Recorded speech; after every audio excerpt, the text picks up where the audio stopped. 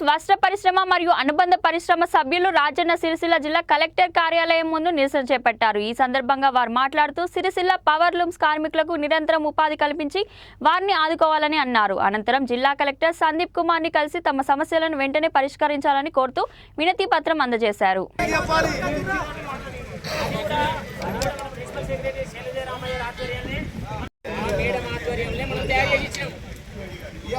తెచ్చింది వాస్తవం కాదా? ప్రతి కార్ఖానా 50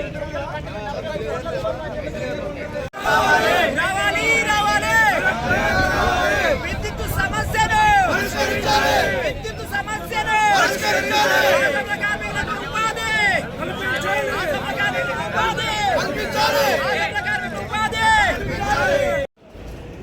దాంతో పాటుగా సార్ 8 నెలల మంది ఉపాధి మీద ఉపాధి లేక దాదాపు 30,000 మంది దాన్ని ఆధారపడ్డారు సార్. ఆ 30,000 మందికి ఉపాధి లేక రోడ్ల పడే పరిస్థితికి వచ్చింది పడ్డరు ఆల్రెడీ.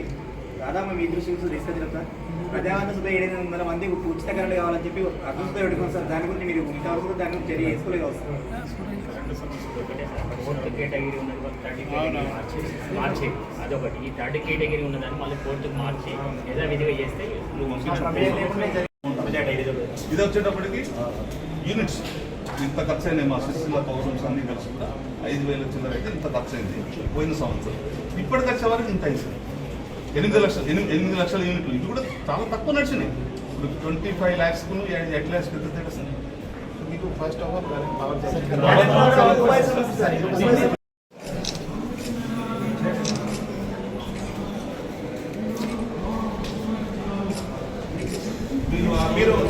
గత 8 మాసాల నుండి సిరిసిల్ల వస్త్ర పరిశ్రమ మొత్తం కూడా సంక్షోభంలోకి గురైపోయింది.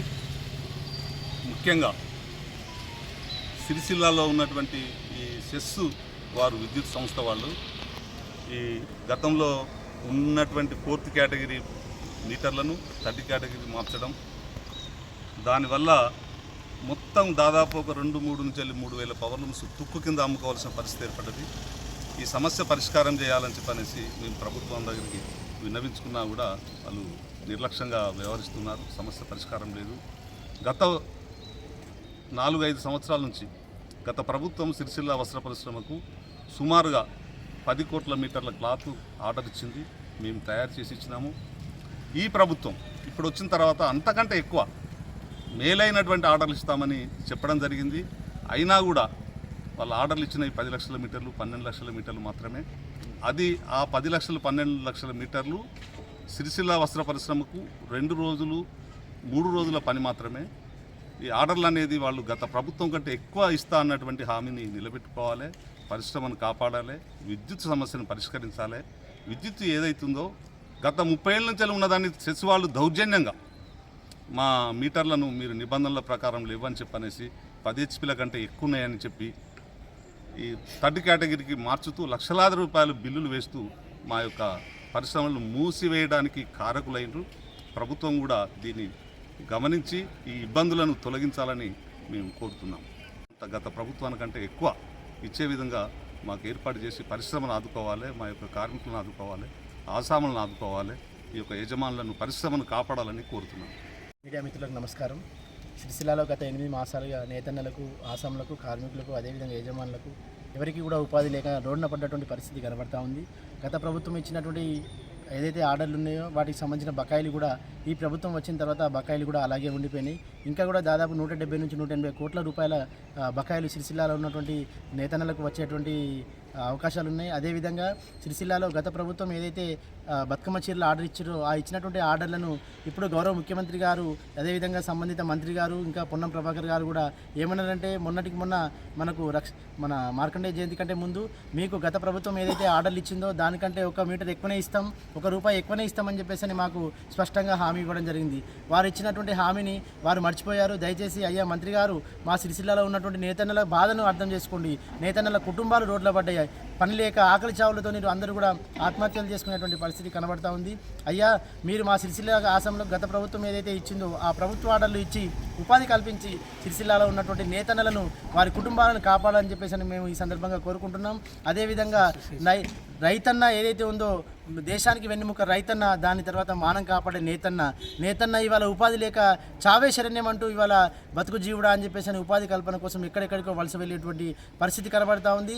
గత సంవత్సరంలో చూసిన తరుణంలో సిరిసిల్లానే ఎంతోమంది వేరే రాష్ట్రాల కార్మికులకు కానీ ఇంకా వేరే వ్యాపారులకు కానీ ఉపాధి కల్పించినటువంటి సిరిసిల్ల ఇవాళ వృషాలుగా మారేటువంటి పరిస్థితులు స్పష్టంగా కనబడతా ఉన్నాయి. ఇప్పుడు ప్రభుత్వం కానీ చొరవ తీసుకోకపోతే ఇంకా కూడా ఆసాములు కానీ కార్మికులు కానీ అందరూ కూడా రోడ్డున పడి తినడానికి తిండి లేక చనిపోయేటువంటి పరిస్థితి కనబడతా ఉంది. అదేవిధంగా మూడిగే నక్కపై తాటికాయ పడ్డట్టు ఏదైతే సెస్ అధికారులు ఎవరైతే ఉన్నారో సెస్ చైర్మన్ గారు కావచ్చు, ఎండీ గారు కావచ్చు, లేనిదటువంటి ఒక సృష్టించి ఈ యొక్క 4th కేటగిరీ ఉన్న వాళ్ళందరినీ కూడా 3rd కేటగిరీకి మార్చి కరెంటు బిల్లు లక్షల్లో లోపల మోయలేని భారాన్ని మా నేతలపై వేయడం జరిగింది. కావున దయచేసి ప్రభుత్వాన్ని, సంబంధిత అధికారులను కూడా మేము ఒకటే రిక్వెస్ట్ చేస్తున్నాం. అయ్యా, మేము తెలంగాణలో ఒక భాగమే, మేము కూడా ప్రభుత్వానికి ఓటేసినాం. మా బాధను మీరు చూడండి. రైతన్నలకు ఏదైతే 31,000 కోట్ల రుణాలను మీరు మాఫీ చేసి భారీ దేవునిగా మారిన తరుణంలో ఒకరికి దేవునిగా ఒకరికి దయ్యంగా మారేటువంటి మీ నిర్ణయాలను దయచేసి మేము మార్చుకోవాలని చెప్పేసి ఈ సందర్భంగా మేము తెలియజేస్తూ ఉన్నాం. మాకు సంవత్సరానికి కేవలం ఒక 500 కోట్లు ఇట్లా మీరు కేటాయించినట్లయితే సిరిసిల్లాలో ఉన్నటువంటి నేతన్నలందరూ కూడా మిమ్మల్ని దేవుడిగా మేము కొలుస్తాము. మాకు ఉపాధి కల్పిస్తుంది, మా కుటుంబాలు బాగుంటాయి, మిమ్మల్ని ఎప్పటికీ కూడా మేము కట్టుబెట్టి చూసుకుంటామని ఈ సందర్భంగా మాకున్న సమస్యను మీకు చిన్న పని అది మీరు అనుకుంటే ఆలోచన చేస్తే 350 కోట్లు 400 కోట్లు అది మీకు చిన్న సమస్య. ఆ సమస్యను పరిష్కారం చేసే విధంగా సంబంధిత అధికారులతో చర్యలు తీసుకుని దయచేసి ఈ సమస్యను తొందరగా పరిష్కరించాలని మీడియా పక్షాన అదేవిధంగా ప్రభుత్వాన్ని మేము రిక్వెస్ట్ చేస్తూ ఉన్నాం.